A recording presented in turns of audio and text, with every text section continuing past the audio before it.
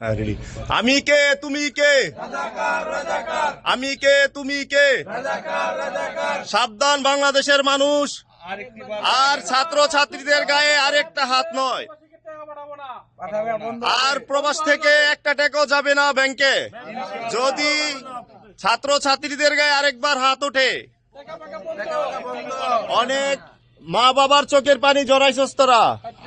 এই যে আমাদের ছাত্রীদের গায়ে হাত দিয়েছিস, সাবধান হয়ে যা তোরা। সাবধান বাংলাদেশ,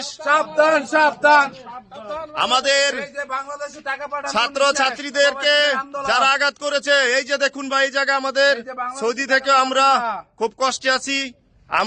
আমাদেরও খুব কষ্ট লাগতেছে, মা বাবার চোখের পানি ঝরছে, আমাদের ভাই খুন হয়েছে।